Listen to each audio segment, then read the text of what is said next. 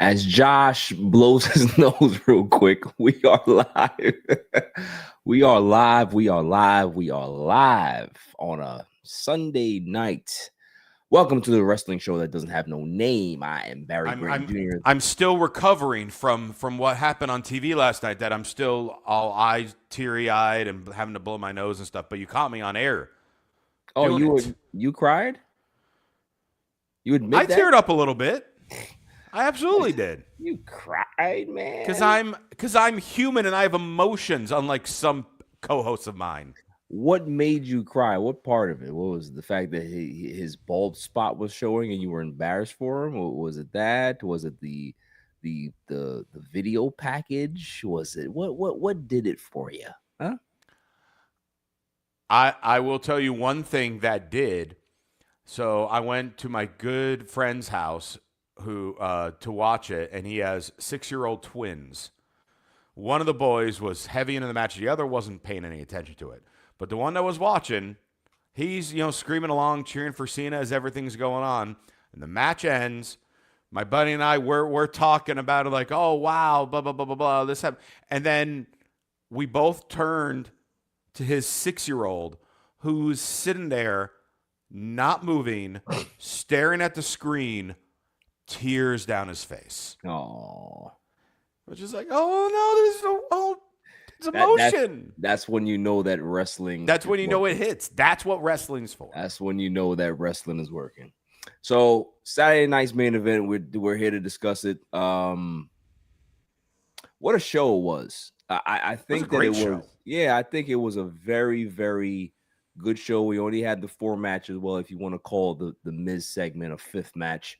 But it was very entertaining. It did what it was supposed to do, and it was just as I suspected that it would be, that we would get these video packages throughout the night, about Cena, about all these things. It was really cool to see Stephanie McMahon hosting the actual show as well. That was cool.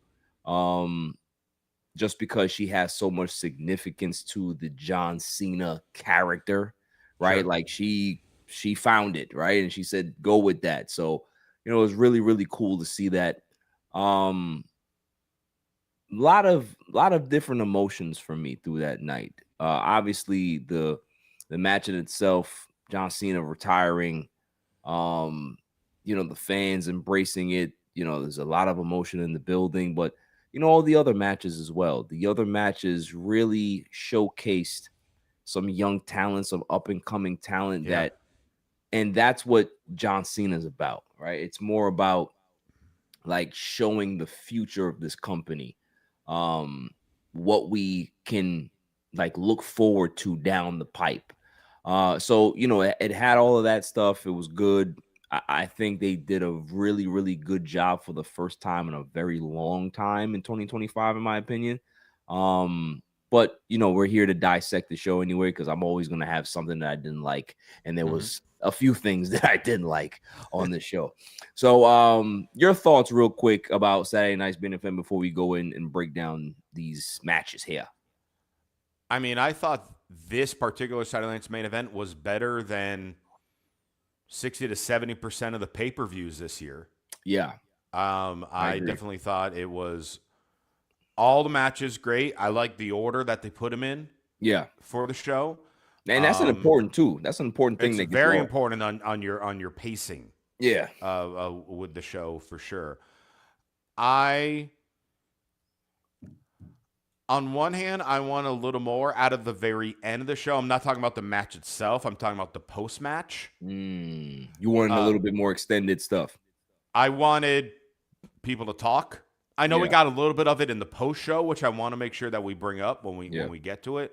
But at the same time, the lack of it put a nice bow on the show as well. Yeah, sometimes with it ending, with the simplicity, less is more. And especially in this situation, with Cena saluting at the very end, with the very militant professional, it was a pleasure serving you. Yeah.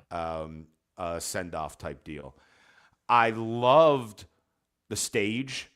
That they made for this one, and they packed people in because you had to walk a perfectly straight line to get down that aisle because there was no leeway with how many fans they got. 19,000 in a basketball arena? That's pretty good. Yeah. It's pretty good. So it Why I was love really, that really good. close feel though, man. It Yes. just feels very 1970s. Yeah, You know what I mean? 70s, Like, 80s. yeah, it's Absolutely. just, it just very, very intimate. You know what I Mm-hmm. mean?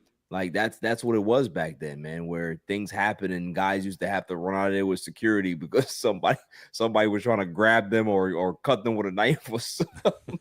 Like, we are far removed from those days, but it still had that good nostalgic feel just to be able to see that because you know wrestling is a very, very personal sport. Like, Mm-hmm. people feel very invested in these individuals, these characters, these superstars. So, having that closeness with them, it does it should be often more, like more often we should see that. Obviously, you have to be careful with things that can happen, but it does give a very good feel when they do those particular types of Yeah. settings. So I like that.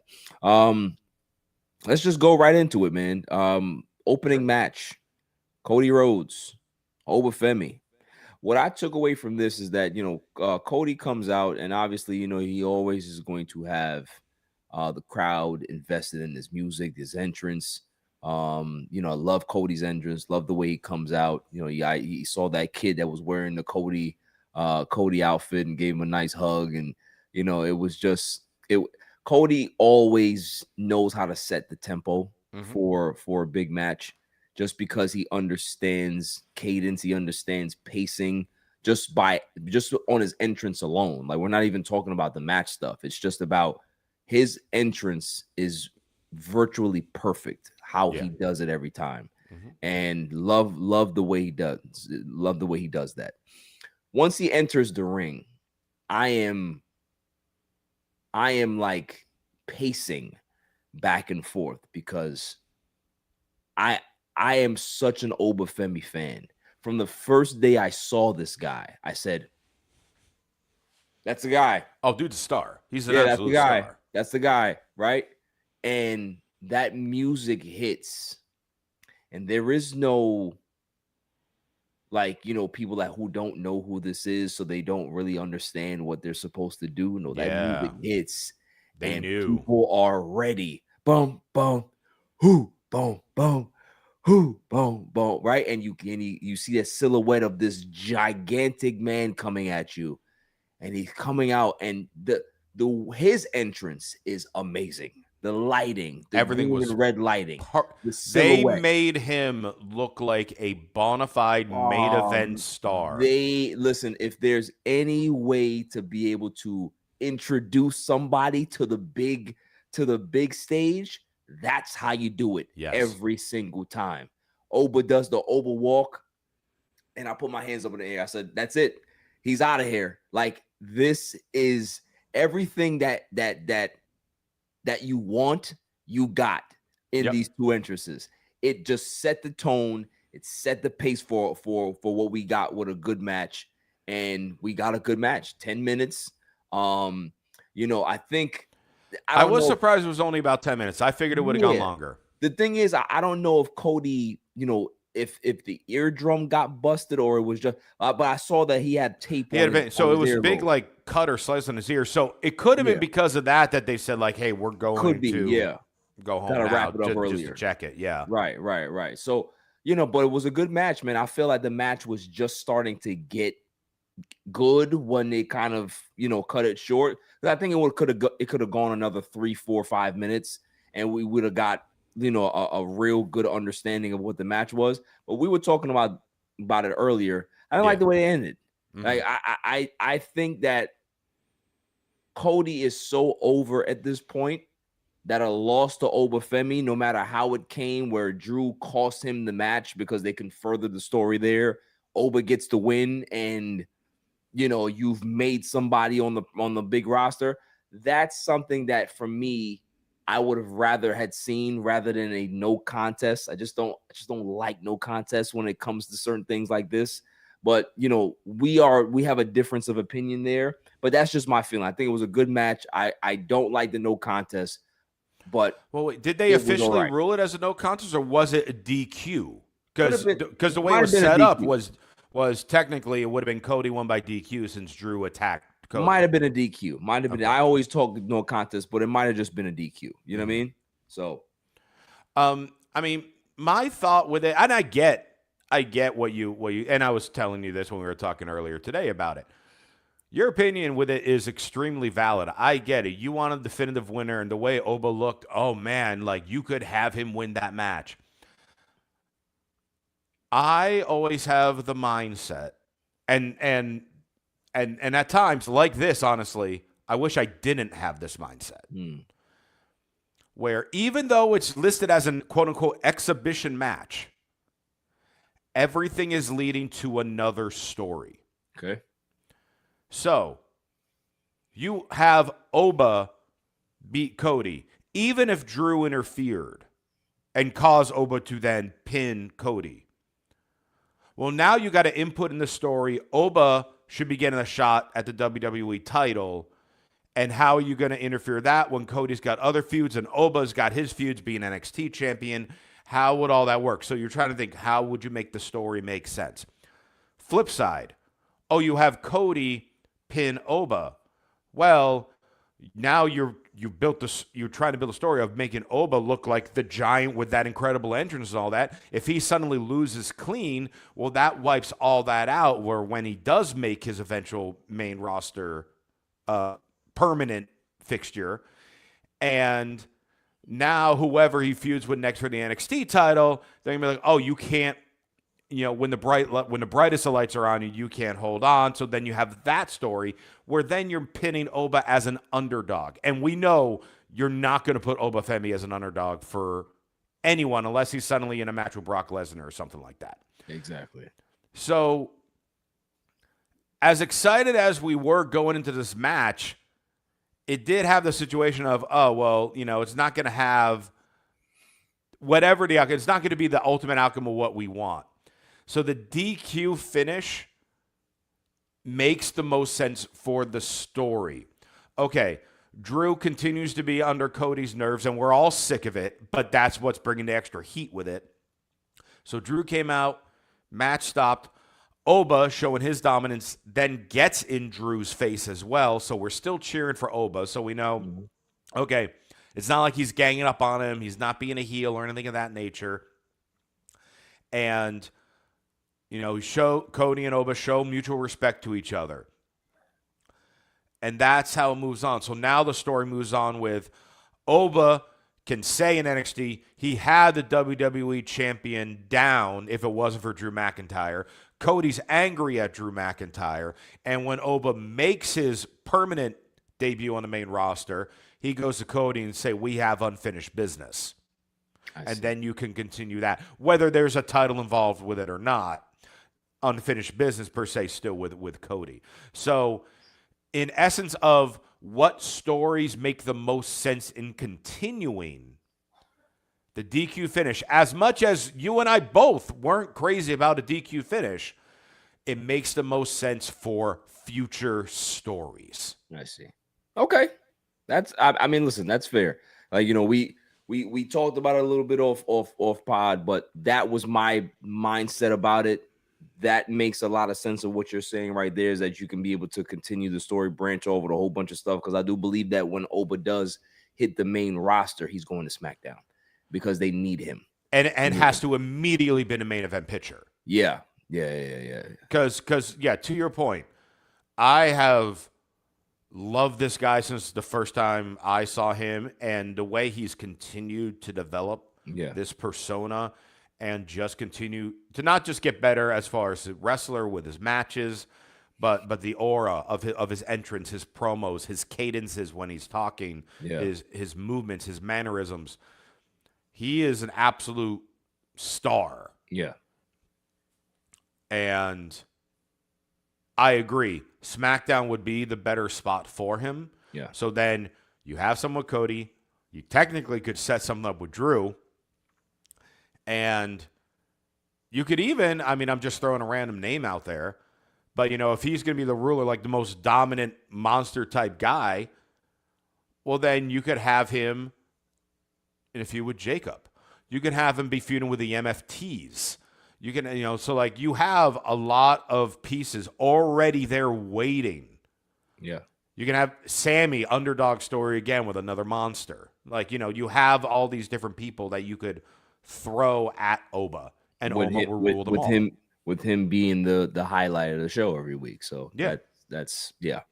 So yeah, all in all, I think it was good presentation, good match.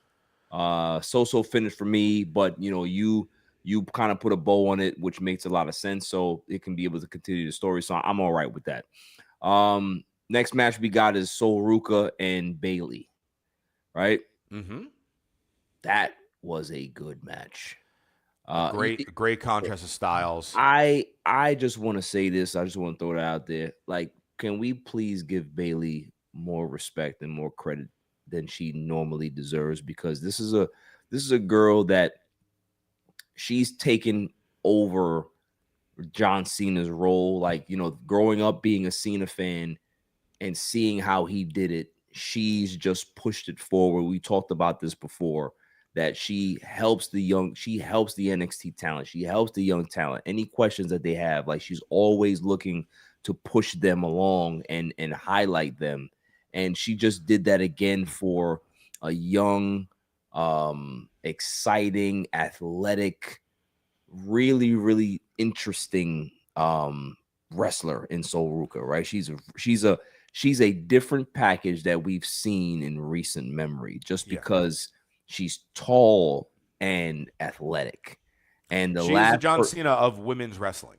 yeah, and the thing is with her, she that's kind of what Charlotte was to me when she came up. Charlotte was very tall, athletic, can be able to do some special things, but she takes that athleticism to another level, right? Oh, for sure.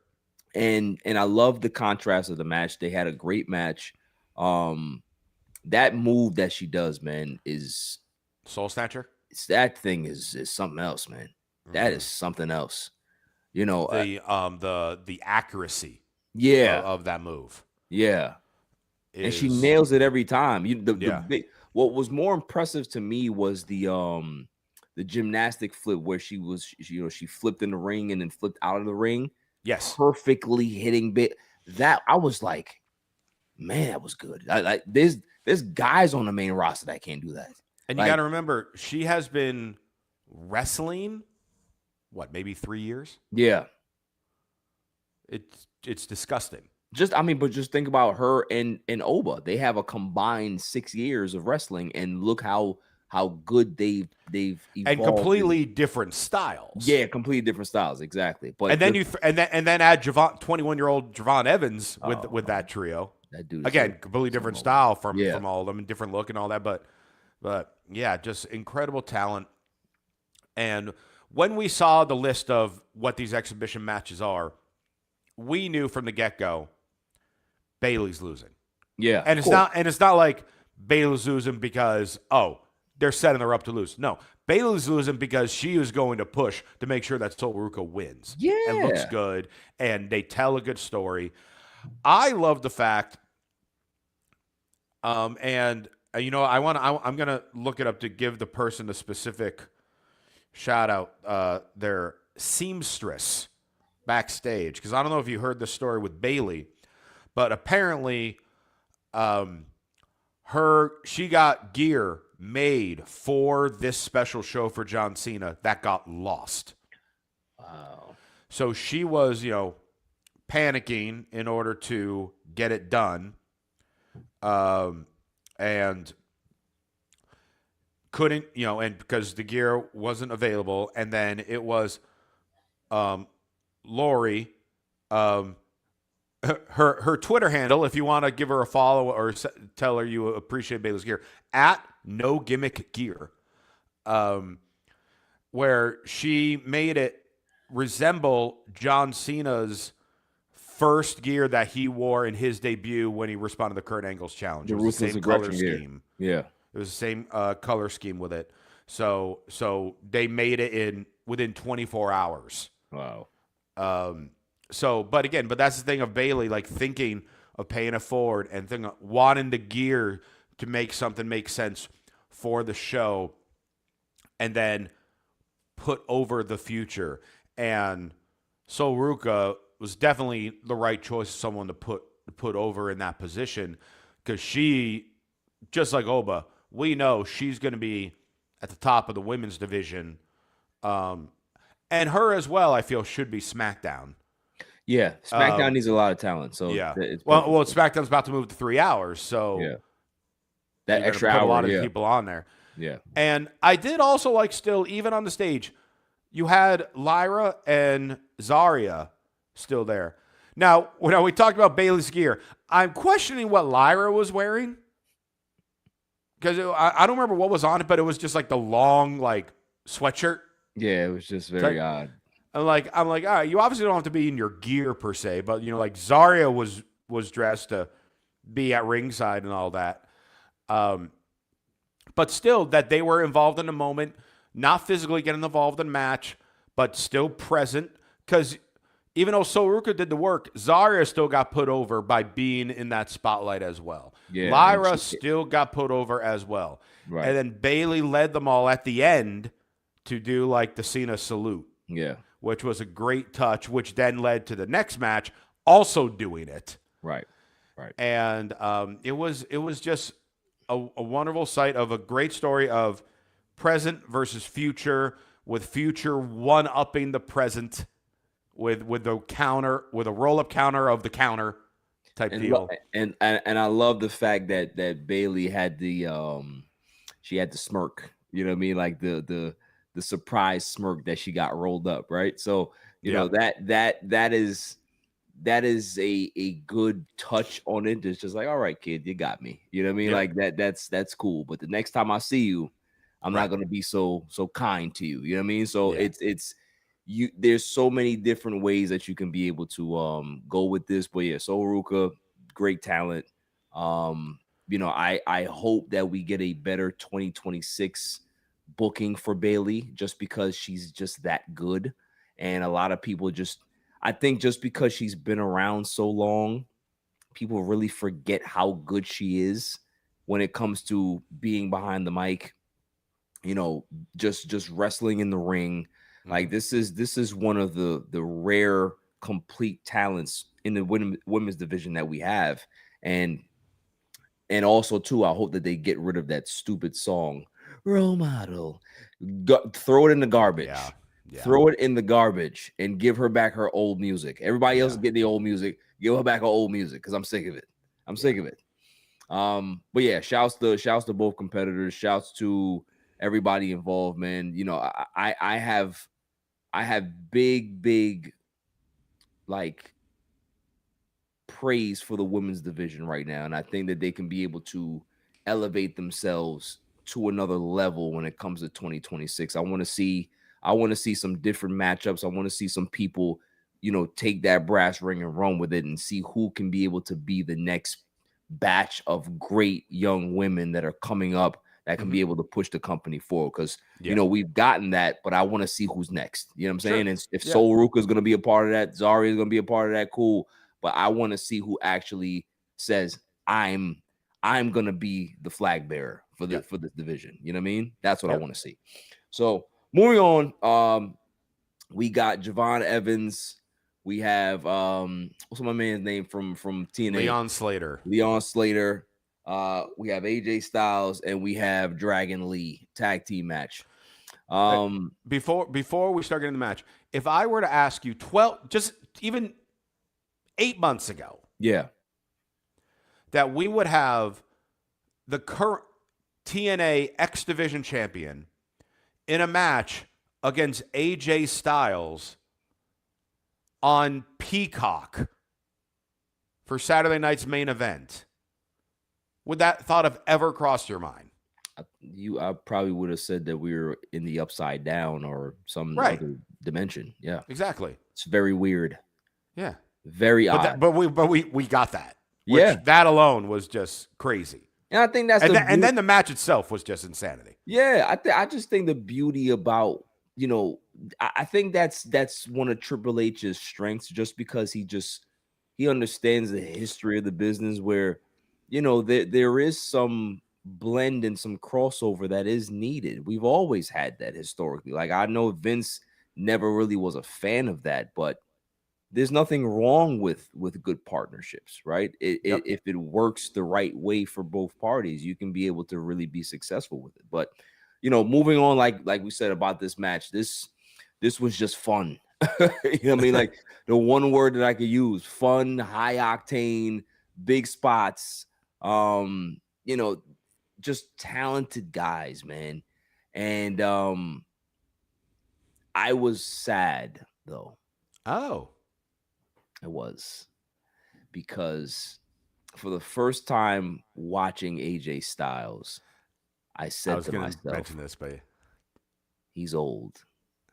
Like, the phenomenal one is actually old now. Like, you can, like, when you contrast the when you look four at that wrestlers that age, are in the ring, AJ was the slow man in the yeah, match, like you which you would see never say. that exactly. That's what I'm saying. Like, you got Javon, you got Drake, like, you got these guys just doing all of these things that AJ used to do. Right? You Hmm. think about all the X Division matches that AJ had with Christopher Daniels. You had all, you know, I remember AJ Styles when he was in the late stages of WCW. Like, I remember the early TNA, like, I remember these AJ Styles moments. And I look at him, I said, yo, it's it's about that time, my man. Like, it's and Well, then he 2026 is going to be. yeah, he goes for phenomenal elbow and the phenomenal forearm, and I'm just like, that is no accident, or that's no what do you call it? That wasn't on purpose. No, He because he I slipped, was and I'm questioning just at like in the heat of the moment, yeah, I was questioning, but then watched it back, and no, I mean it was a slip and it happened, yeah. but I'm just happy there he needs to didn't hurt be himself. well that number one, but number two, there needs to be less talk about him slipping and more talk about the kid Leon Slater knowing exactly what to do When when a that happened. situation like that happened. Yeah. Because too many guys would kind of freeze, be unsure because obviously it wasn't planned, wait to get an instruction from the ref or try to set him up to do it again, or whatever the case may be. Leon Slater, this was his story for the match. Because to me, he's the one who stood out the most in this match, was Leon Slater. At the beginning of the match, both him and Javon Evans, super kick, and they're running, just hitting all their high flying moves, going. And it was Leon Slater going like, hey, hurry up, do it. His mindset was, we got to go fast on these guys because if the longer this match goes, the more likely we're going to lose. Yeah. So that was his mindset throughout the entire match. So then towards the end of the match, when AJ goes for the phenomenal forearm and the botch unfortunately happens where he slips down, what does Leon Slater do? He sprints to make the cover. Mm-hmm. And then, oh no, that didn't work. All right, now I got to try to roll him up. Oh, this didn't work. Now I got to counter. Okay, now boom. Now we're getting back into the finish, into the Styles Clash. Right. So he kept the story going to make you question whether or not that was intentional. Right. And that is Thinking on your a feet. 10 to 15 year vet type move by this 21, 22-year-old kid. So to me, already was a fan of the guy, and we already know how great of an athlete it is, but that puts him on a whole nother level with me because, like, with that type of spotlight, you've never had that type of spotlight on you in your life, not by a mile. Being on John Cena's farewell show, 19,000 people, live on Peacock, WWE programming, and you have the instinctual mindset to do that. That makes you a legitimate performer in professional wrestling. And I think also too, just being a good teammate, it made AJ Styles feel a lot better. Cause could Yeah. you imagine how AJ feels in that moment where it's just like, man, I've done this move 1,000 times, and I go ahead and drop on my literally almost drop on my head. And you know what I mean? So the fact that it just that there wasn't a skipping, it wasn't a missing beat in regards to just the flow of the match. Good on Leon Slater to be able to do that and recognize that, man. Yeah. That's a good ad lib. And that's what wrestling is all about, man. When we talk about things are live, things happen, things are happening fast, and you have to process fast.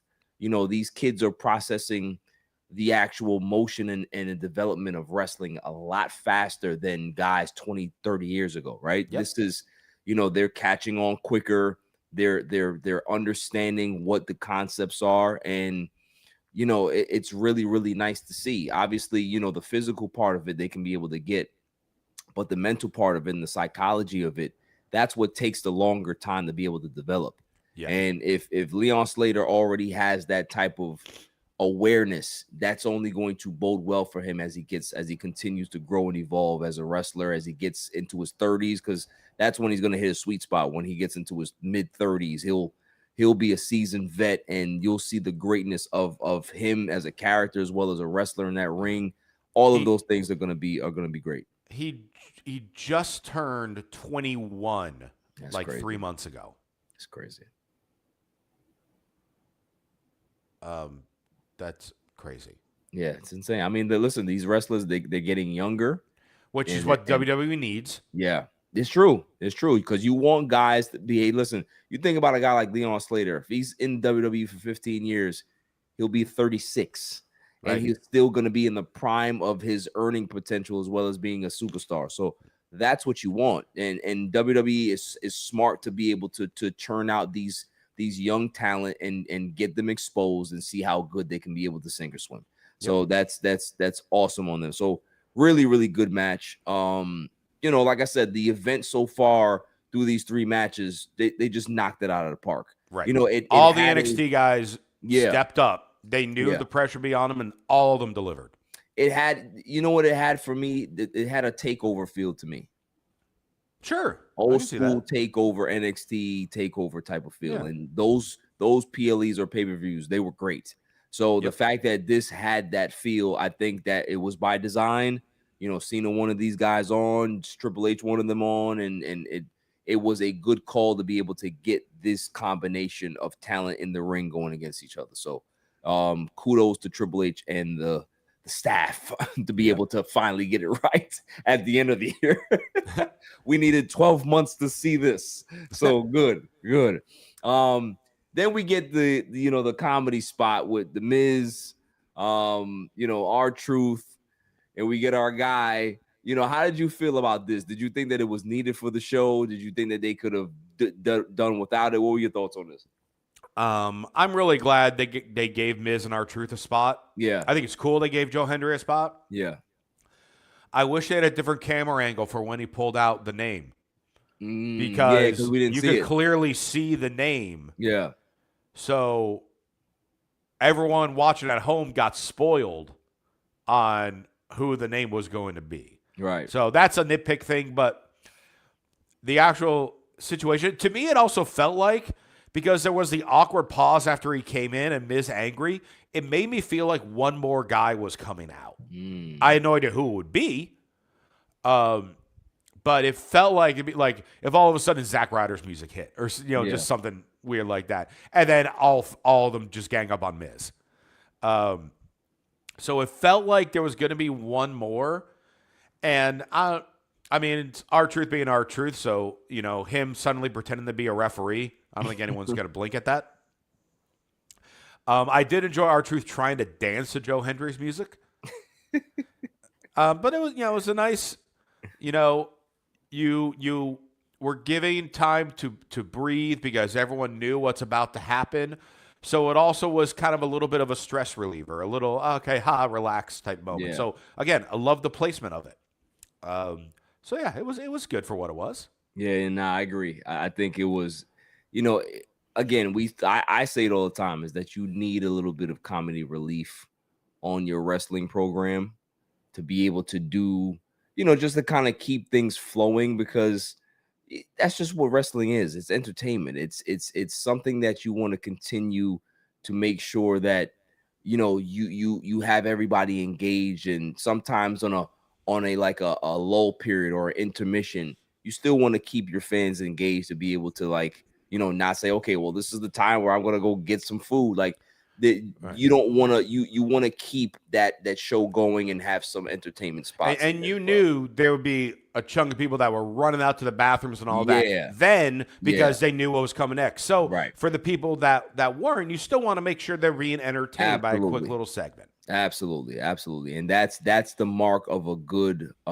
just a good program. Just Mhm. understanding that this is going to be a low point in the actual program. Let's put this in there so it can still be able to entertain people. And a mark of a good performer in someone like Miz and Truth who know, hey, you're going to be going in there during the quote unquote lull when a lot of people run into the bathroom. Well, we're going to make the most of that segment. Absolutely. And they definitely did. And Yeah. and that's the one thing about R-Truth and the Miz for their entire And Joe career, Hendry that, for that and for Joe that effect. Henry, Yeah. that they can, whatever they're given, they go ahead and they do it, and they do it well.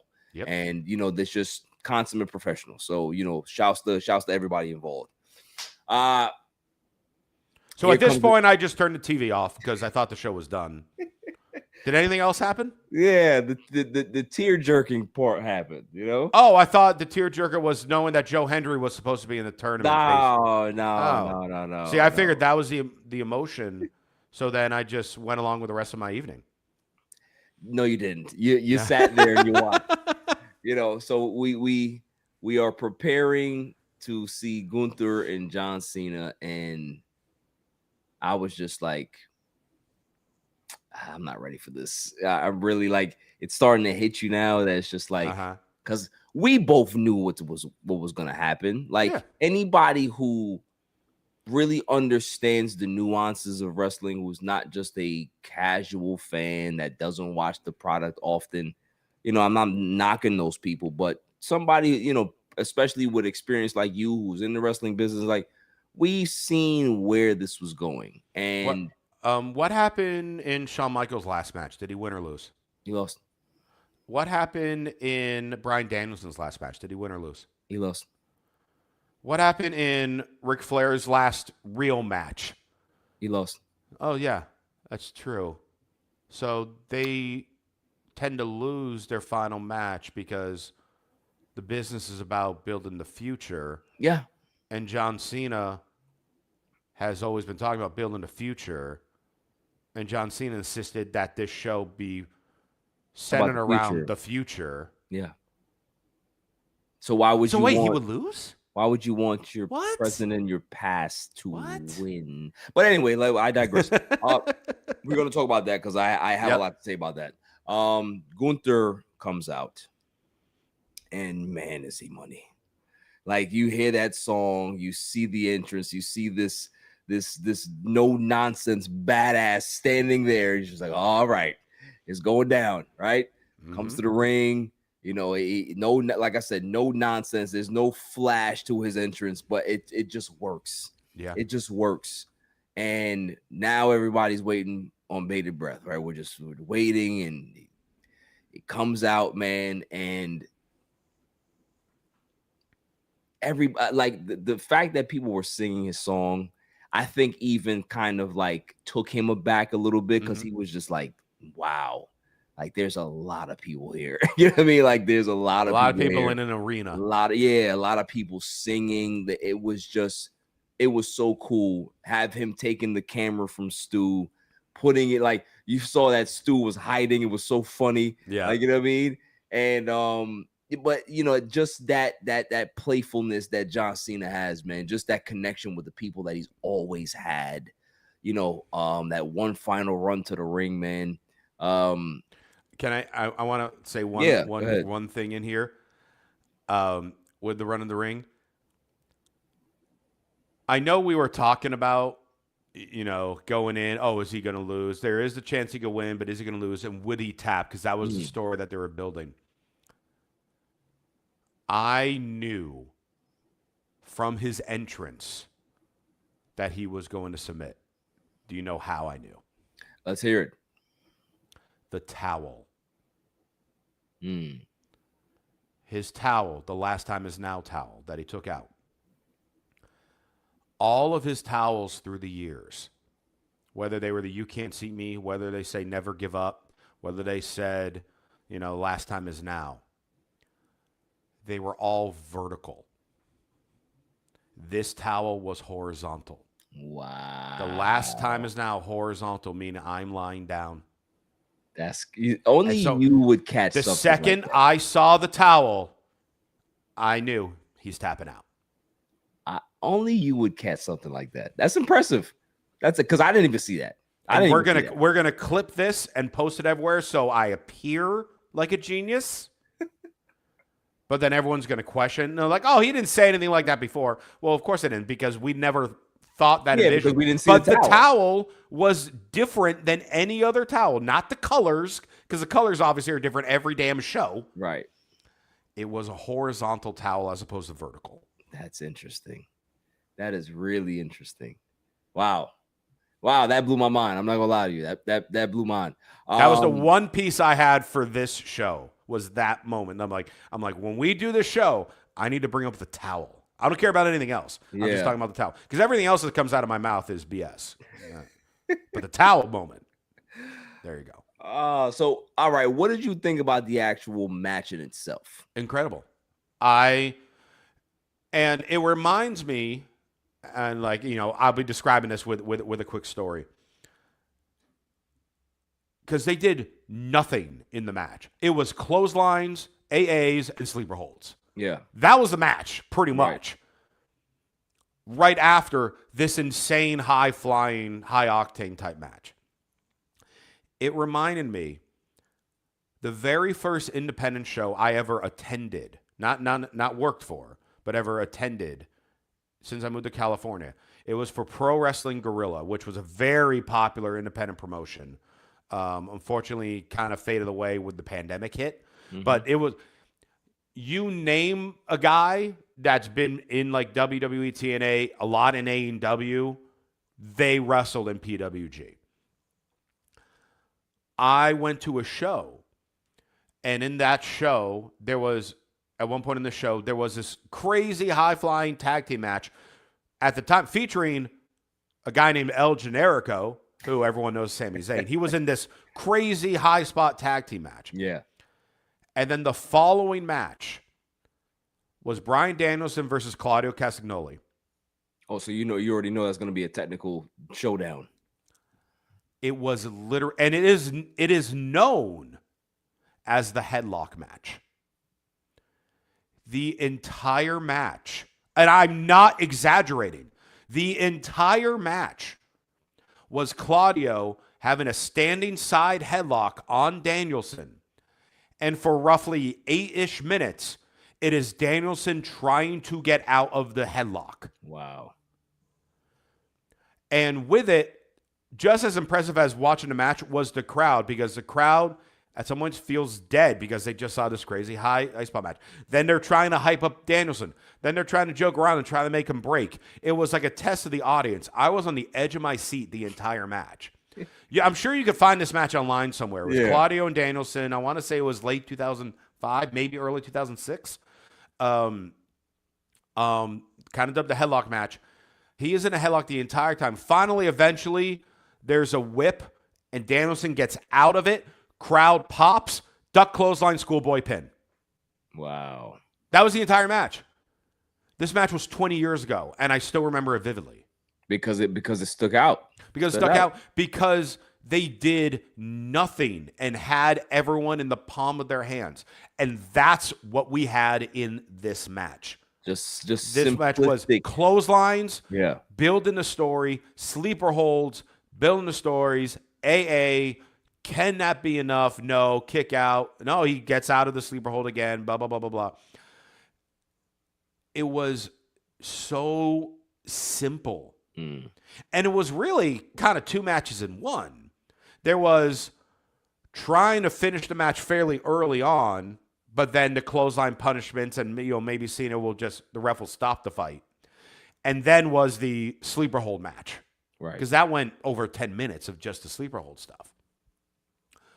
I loved every second of this match. And it was showing all the stories of Cena finding ways to, super Yeah. Cena up, Hmm. escape, defy the odds, while at the same time also showing how relentless Gunther is, how pulverizing he is, how he has no frills, like you'd say with his entrance. He doesn't care about that. He just locks it in, So even when, Cena hit an AA, kick out, and then he's just kind of sit up, telling the story of what more do I have to do? Gunther's like, I don't have time for this. Boom, sleeper hold again. It was poetic with all that Yeah. to then lead to the arms 1, 2. I knew also, I mean, we kind of figured there. It's like I'd be shocked if he did the 3 arm down. Oh no, Right. he'll fight back with the third one, and he held up the 3 with it. But then no nonsense Gunther, screw this, elbow, elbow, Yep. elbow, elbow, elbow, elbow, lock it in again, and now it's like, oh, how's he going to get out of it this time? And the smile. Yeah. People are pissed about the smile, which I know we're about to Let's get to. talk about it. Yeah. I loved the smile. Yeah. Because to me, the smile said, I am at peace with what I have done and what I presented. I still have the never give up mantra. It's not that I'm giving up, it's that I have nothing left and it is Yeah. time. His time is now. I don't have to have this burden on me anymore as being the guy. Relax, tap, end. Yeah. It's kind of like, I don't want to go too serious with it, but they always say that there's this euphoric state that people go into before Right they before they die. right before they go to the light. Mm-hmm. And that's kind of what I thought about, right? Where it's Yeah. just like, the career is over now. Like I don't need to continue to fight anymore. I can Yep. just let go. Yeah. You know what I mean? And that's what I got from it. And it was great. It was great just because it's like, and again, I've had people hit me up all day and I'm just like, yeah, I've been fighting all day and just trying to explain to people how wrestling works. It's like, just imagine you have this guy that has developed this character for over 20 years, never give up. When he got squashed by Brock Lesnar, he comes back on TV and says, I gave it my best. But I will never, I will always keep fighting. I'll always give you my best shot. I'll always go ahead and try to be there for you guys and have the energy of the fans with me every single time, right? Yeah. That's John Cena's message every single time. Never give up. And what does he do? Mr. Never Give Up had to say enough. You have Like to say that he's my human. body has no more to give. I Mm-hmm. can't do anything else here. It's time for me to go. Yeah. And it was perfect. It was perfect. So people are outraged about this. They're mad. And I had people hit me up, just like I said before. And the question that I asked Josh is, how would you do it different? If you think like if John Cena was supposed to lose anyway, how would you do it different? And then you got some people, oh well, he would have just passed out. I said, well, that's not giving up then. Yeah. That doesn't cause a conclusion. Yeah. Because That whenever keeps it someone open. passes out, they usually have another match with that person because, hey, I passed out, but I didn't tap. I didn't get pinned. Exactly. This is not a WrestleMania 13 moment with Stone Cold and Bret Hart. So Like it needs to be final, where he's tapping out physically to be able to say, I've had enough. the only thing I would have changed was I thought they were really trying to put over Gunther's new submission that he put on LA Knight, which they didn't do it. Which he didn't use. That's the only. If I had to nitpick something, I would have. Oh, are we putting that move over? Well, then that's the move you got to be putting on. Or you did sleeper hold forever, and then you put that hold on, and that's the one that does it. Right. So, aside from that, I wouldn't change a damn thing. No. And here's the thing. So many people, like you said, angry, outraged. I even saw, who was it? I think it was Jeff Jarrett tweeted how he was annoyed at how the finish was. Which, surprise. And again, and I love this. I love that wrestlers, legendary status, all the way to streamers, guys like you and I, casual fans, serious fans. Everyone's got different opinions, and the people who disagree with it are furious. Yeah. You know why? Because John Cena made you feel something. Mm-hmm. In any of these outcomes, whether it was happy with the outcome, angry about the outcome, sad, regardless, you would not be happy, or you would not have that type of emotion with any other wrestler in it. Let's put Brock Lesnar in that match because we know he's going to be retiring sometime in 2026. Maybe SummerSlam. Yeah, alleged SummerSlam, that'll be in Minnesota. Let's say Gunther made Lesnar tap. Just like throwing out there. Let's say he made Lesnar tap out, which I think Lesnar tapped out, but many, many years ago. Maybe someone with Kurt Angle or something Kurt like that. Angle. Do you think fans would be up in arms? No, they wouldn't. No.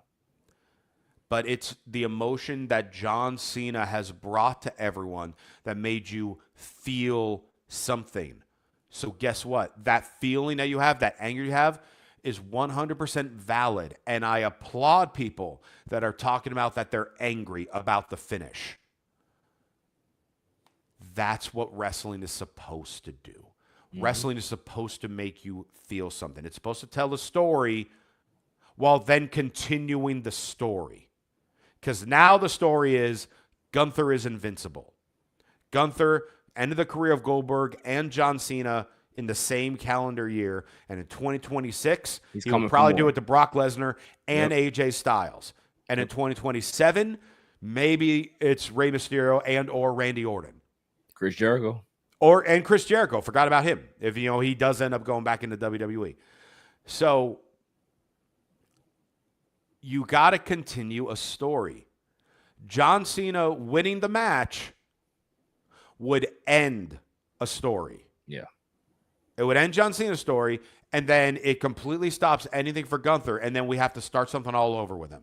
Right. And it wouldn't bury Gunther, but it's not a burial, but it's a restart. Yeah, it would restart it, exactly. And then also, what is the point of really hyping up a tournament and then have the winner of the tournament then immediately lose? Right.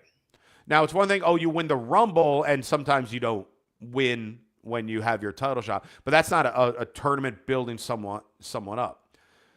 Now, the other thing, and you and I have gone back and forth on this pretty much every week since we started this podcast, the tournament itself. And we were not happy about Gunther being the guy, because we knew from the beginning Gunther was winning. He was going to win, yeah. We knew from the beginning. Now, in retrospect, looking back, not only was he going to win, but no one else in that tournament would have made you feel this way. No, because if LA Knight would have been the one we would have had a good match, but yeah, I'm not questioning. All the matches would have been good. Yeah, but it would not have, because like if LA Knight were to win, right, and face John Cena, I wouldn't be surprised if Cena won that match, just because. I'm not even saying that though. I'm saying whoever won it, LA Knight, Solo Sikoa, Javon Evans, Carmelo, any of them. I don't care who won it. Then you have them beat Cena. The key with this was you wanted to make sure that nobody cheered for Cena's opponent.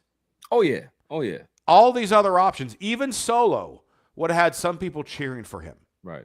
Hey, listen, this had the Brock Lesnar beating Undertaker's undefeated streak. And that's what they were going for. And that transcended Brock Lesnar. Right. And he was indestructible for God knows how much longer after. After that was the annihilation of John Cena at SummerSlam, right? So that propelled Brock Lesnar into becoming the beast. Yes. Into becoming Mr. Suplex City. Like all of that stuff. So that's what people are not understanding about this. And I understand the people you said who have they're angry, they're upset, but it's like I want to ask the question is that how many of you guys that are angry and really upset about this really understand the nuances about how wrestling works? Like wrestling is about creating stories. in the ring and also building stories outside of the ring to continue to build somebody's career. You always do the job going out the door. Stone Cold Steve Austin did not win his last match in at WrestleMania. He lost to The Rock. Shawn Michaels lost to Undertaker. We just discussed it. Of course, his undefeated streak was still going on, but he could have faced anybody, and Shawn Michaels was still going to lose that match. Yep. Ric Flair lost his match. Like, you can continue. The only one that did not lose his farewell match was due to circumstance, and it was the Boneyard match with Undertaker and AJ Styles, right? Yeah. That's and did that match have an official winner or loser because there was no referee? That's what I'm trying to say. Like, if Undertaker was healthy enough to really have a final send-off match, he's doing the job out the door too. So, well, give it time. We got Saudi coming up between Rumble and next year's Mania. You think that he will actually get back in the ring? If there was ever a thought of him having one more match, it'd be with Gunther. And I'm not saying with Gunther, but I'm just saying it would be in one of these 2 Saudi shows. Interesting. Well, I don't want it to be. I don't want him to have it. You are like the old witch. Sometimes when you talk, things just happen. So I'm just gonna sit back. No, we don't want. No, then I want to take it back because I don't want it to happen. I don't want it to happen. I know you don't want it to happen, but you already put it out there now. You already put it out there now. You put it out there now. Man. So when it does happen, I'm just gonna come back and just do one of these. You said it. It's going to be Undertaker versus Tala Tonga. There you go. And it's good. But it's just like, I just want people to understand, like, this is wrestling. Like, this has always been the tradition. John Cena is a historian of the game. Yeah. He understands the importance of building stars, of leaving the place better than you found it. And that's how it was when he had his shot all those years back, 23 years ago. They were in a holding pattern of who's going to step up. This is why they had the ruthless aggression era. Vince wanted some young talent to be infused into the business to see who was going to be that guy. And that's what we got. By the way, also, one name that we also forgot. The guy who plans all this, Triple H. Did he win his final match? No. No, he did not. He lost to Randy Orton. So again, like, people just don't understand context. And that's the biggest thing. I like the fact that, we're discussing this. There's multiple people, like you said, multiple people having discussions about this thing. There's so much content that is being made off of this one particular outcome. And it's great for wrestling. It's a beautiful thing. But at the same time, we have to understand that this is what the game is. This is nothing new. Okay. And the fact that we have a definitive ending is going to make Monday Night Raw that much better, because when Gunther's music hits, all the reaction that he's going to receive, and it's going to start the run of 2026 for Gunther in regards to being the no nonsense. I am coming after everybody who thinks that they're a legend. I'm going to end your career. And I'm not just going to end it. I'm going to force you to tap and go out disgracefully. That's how he's going to do it. Do you remember the Raw after WrestleMania where Roman Reigns beat Undertaker? The boos, 10 minutes straight. He said nothing. He said nothing for 10 minutes straight. And then he uttered the words. Expect the same thing on Monday. Right. He said the words, "It's my yard now," and left. And Gunther is going to stand there, and it's going to be a chorus of boos for several minutes. Yeah. And he literally, all he should say is, "My time is now," and drop the mic and leave. That's it. And that's all he should say. And like I think I mentioned at the beginning of this, or it was before we went on. I don't know. Time is a brain fog for me now. Gunther is not going to lose a match for at least a year. No, and he should not. And that doesn't mean he's going to immediately go in the title picture and win the title. No. Because they can still do their thing with Punk and Braun Breaker and build that stuff up. Meanwhile, People are lining up for Gunther, and he's taking them down one by one. He Yeah. could eventually, be a champion, because that's the one thing that I think a lot of these people that are angry feel they would be validated. And I think they would be if, say, within the next 3 months, Gunther loses a match. Yeah. Then that whole thing that they just did would be a waste. Yeah.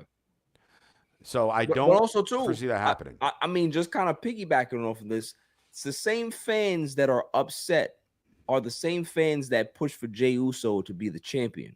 And what happened that Jey Uso became champion? What did Jey Uso have to do? He had to beat Gunther and tap him out at WrestleMania to get the championship. Mhm. So the fans, you got what you wanted.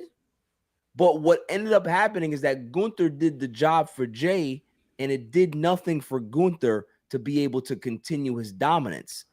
I wouldn't Now even be we have to reset surprised it. if this was a plan back then where they told Gunther, like, hey, we're going to have Jay make you tap out and he have his title match at Mania. Yeah. We're going to have you be Cena's last opponent and make him tap. Yeah, I could see this agreement happening back then. Yeah, I think I heard you might be spot on with that. I think the rumors I heard was right when he left or had that, the injury or whatever it is, like when he was. So that would have been like SummerSlam time. Yeah, they had that was the plan already. So once he was out, they relayed to him that this is what we want you to do. Yeah. So that it was pretty similar within the same time frame. So absolutely. So with that, you can have all different people now line up at Gunther. We can just have a match, like a match with R-Truth. Just have like the one off there. Gunther squashes him. Yep. You can have other people continue to step up, and eventually, you can have Jay do it again, but then Gunther beats him more handily this time. Mm-hmm. You can have Carmelo with another shot because he could say how close he was to actually knocking Gunther out of the tournament. We'll have another, and just one by one, people step up, he knocks him down and makes him tap out or whatever, to eventually lead to a title shot where, honestly, I feel like it should more so be against Cody instead of Punk. Now, on one hand, get revenge on Punk because Punk beat him for the title. Yep.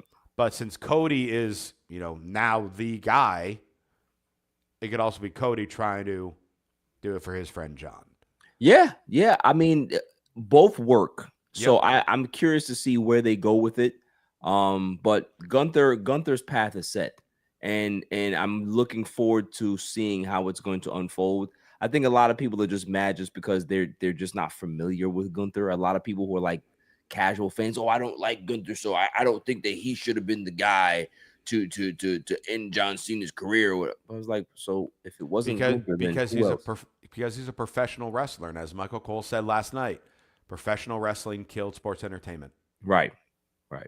And that's the story you got to go. The throwback of a wrestler has to destroy everyone for a period of time until you can elevate someone. Now the question is, who is that? Maybe it's Oba Femi. Maybe it all comes back to Oba.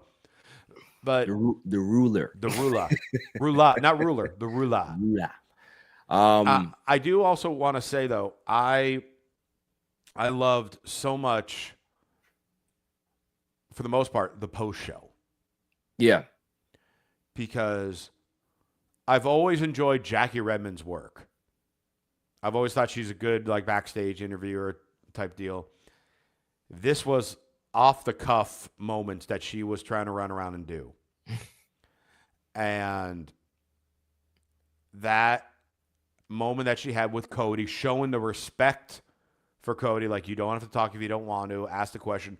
Cody with the emotional response. Then when you pitch it outside, Big E and Peter Rosenberg, to both of their credits, they're talking the same thing. It's like, yeah, am I angry? Sure, I'm angry about it. However, this such and such, they were almost kind of lifting the curtain because there was such an outcry of anger. And I don't know if it was planned ahead of time, but then at the last minute, hey, you know what? Miz is coming out here right now. And we've mentioned Miz is so great as a speaker and as an ambassador, as a spokesman for not just WWE, but wrestling in general. Yeah.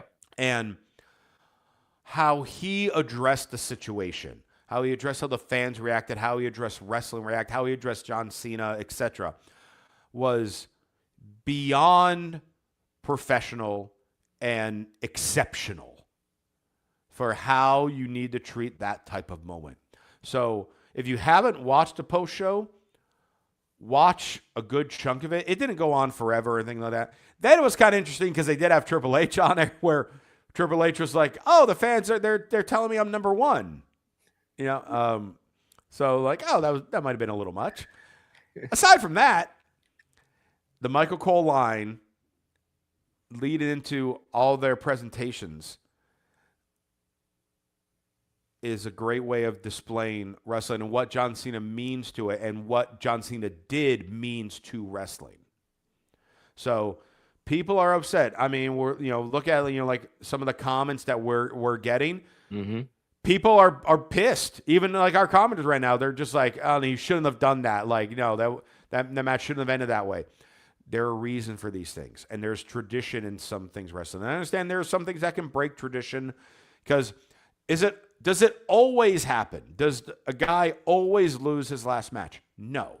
There are some times that someone There are exceptions to the rule. Yeah. Sting is an exception. Right. Traditionally, what you saw is the definition of paying it forward. The definition of showing respect to the business. The shoes coming off with the armbands and all that. That, I've been around the ring and been at a number of independent shows with wrestlers, taking off their boots and leaving them in the ring. That's heavy. Yeah. It's a heavy moment. It's a heavy moment for the people there, let alone the guy or girl doing it. So it was a beautiful thing. Yeah. It was a beautiful story that was told. And it's a beautiful story that is continuing to be told, because in wrestling, stories don't end. No. I know everyone. Cody Rhodes finished a story. He didn't finish a story. He finished a chapter. Right. And again, the beauty about this whole thing, right, is that John Cena's career is officially over, right? Mm-hmm. And we still have wrestling tomorrow. Yeah, and it never ends. It never ends. Like one person walks out the door and somebody else is coming in. And that's the beauty about life, as well as just sports and wrestling, because it's, I remember what it felt like when Bret Hart left WWF, right? I was just like, who's going to replace Bret Hart? And then you had Stone Cold take the mantle up. And then Stone Cold, ends up having the neck injury that he has to retire early. And it's just like, who's going to, and then The Rock is going into Hollywood. Who's going to be the guy? And then Edge steps up. John Cena steps up. We get Brock Lesnar. We get Randy Orton. We got So it's always about who's next through the door. And I need people to understand that, is that you can feel the way you feel today, and that's fine. It's human nature to be emotional. But just remember, and just know for a fact, this is a guarantee in wrestling. Somebody's going to walk through that curtain that you don't expect. That's going to end up being the next superstar that you never saw coming. And that's just the way it goes. I yesterday, before Saturday Night's Main Event, I did something I haven't done since college, where I wrote a column, and I had it posted on the Sporting Tribune. Nice. Of kind of thank you, goodbye to Cena, and explaining things of what he means and how he redefined hustle, loyalty, and respect. And that match last night shows the hustle, loyalty, and respect that he has for wrestling. Yeah. And you're not always a fan of outcomes. You're not always a fan of how stories unfold. You can't always have a happy ending. Mm-hmm. But the beauty with wrestling, as you just said, There's more of it tomorrow. So wrestling, there's no ending. It hasn't Nope. ended. Nope. And John Cena wanted to make you think it's not. He didn't want the emphasis to be John Cena is ending. Yeah. He wanted it to be wrestling never ends. Exactly. I am going out the door, but there's always tomorrow. Mm-hmm. You know what I mean? So, my memories of John Cena, I'll always have fond memories of him in the ring. It's not like he's passed. He's still going to be around in an ambassador role. You'll see him around, but just knowing what he stood for, just being consistent, being a guy that he always felt like he was always happy to be there. Mm-hmm.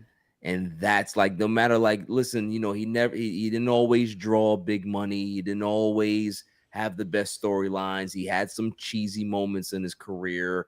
There was some down moments in WWE when he was the top of the business. None of that matters, because when you think about Hulk Hogan's run in WWE, it was like 9 years. When you think about Stone Cold's run, it's like 5 years. The Rock, 5 years. All of these guys that we hold so near and dear to us in regards to how great they were. John Cena's run was 18 years. 18 I years on top. I would argue that it was longer than that. It could have been, yeah, but I'm I just think talking about, yeah. like, it's just solid 18 years. I Mm-hmm. can pinpoint that in my head. Yeah. You know what I mean? Mm-hmm. So if it's longer, it even tells a bigger story Right. than what I'm explaining, right? Right.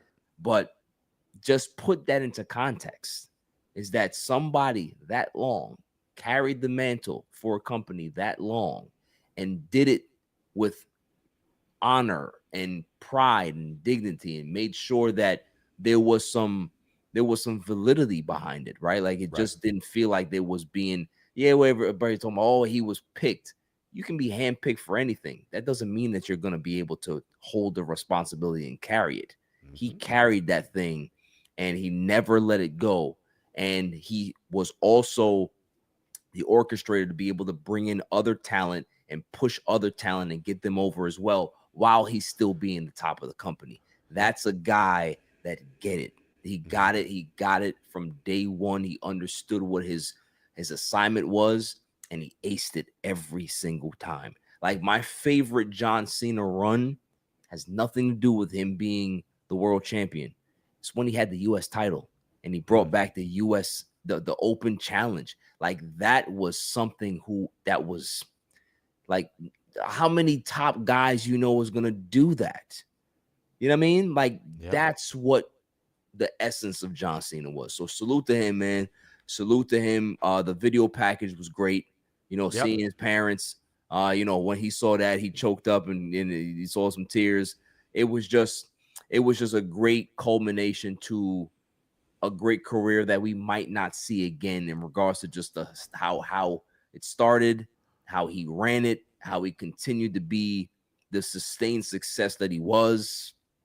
We may not never see another John Cena, and I think I'd rather it that way, right? Do you think? Yeah, I'm sorry to cut you off, but it made me think with like the last video package. I would hope that they have been documented and have had video crew for this whole year thing. I'm for sure like they a have. big, like separate, not We're for gonna get a Unreal, doc. for its Yeah. own docuseries of like the We're gonna Last get a doc. Dance of John Cena. We're gonna get a doc, 100%. Yeah. The fact that they have this Netflix deal, we're getting a doc. 100%. And I'm sure in that doc, Cena will emphasize, "I wanted to lose." Yeah. But I heard through the dirt sheets, it was his call. Like, this is what he Sure. wanted. Yeah. Like, everything that he got in this run outside of the heel turn, and even he agreed to that. He was like, okay, let's do it. Like, it was, he never, I don't think that John Cena has, I'm sure he probably has, but more often than not, he was always the guy that says, all right, let's do it. Yep. If that's what you want to do, let's do it. You know what I mean? And whatever it is, we're gonna rock it, and we're gonna go ahead and entertain the fans. So, that's his lasting image, giving back to the business, caring about the business, making sure that he protected the business and made sure that he left it in a good place. And if anybody's a fan of John Cena, if anybody's a fan of wrestling, it's just what you want from your superstars, what you want from your personalities is that they take care of what made them. They take care of what made them and put them in this position to be able to touch so many millions of people that they don't just, take it for granted. John Cena never took that mantle for granted. And that's why people can say he's the greatest of all time. I won't say that just because there's too many greats, but he is one of them. You know what I mean? He's one of them that understood the assignment and got it. So those are my final words. I mean, my only last thing would be because I feel so drained of the emotion with John Cena stuff. My only question was, why was Elias there? In character. With all the legends and other superstars that were ringside for him to say hi, and then Elias pops out. You got this guy. You got, like I'm like, all right, I get. He did have a feud with him, you know, later on, but it was just like, wait, what? Like, so where did random. And to your point, in gimmick, in character, yeah. where everyone else was, just like dressed in their regular outfits. And then here's Elias. Oh my God. I tell you. That's funny. It's funny. And then like I mentioned at the beginning, though, the simplicity at the end. Yeah. No speeches, no promos. The walk back up the ramp, turn around, salute the camera, and just say, it's been a pleasure serving you the last 23 years. Yeah. And then that's just fitting. Like that's the way to go out, man. Like none of this long, I'm going to give a 15-minute speech. He has time for that for the Hall of Fame. Like this is something where it's just like, thank you, but it was never about him. I just want to say thank you for all the people that supported me over these 23 years. It's time for me to go. You know what I mean? And that's it. I love that. I love that about it because, again, it made you just feel like that's John.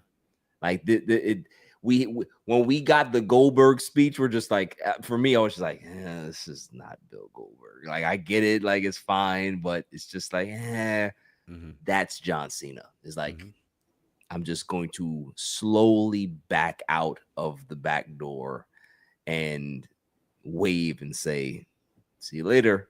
Yep. You know what I mean? And that's the way to do it. So that's good. Good show. Hopefully this is a bonus show for y'all. A good show.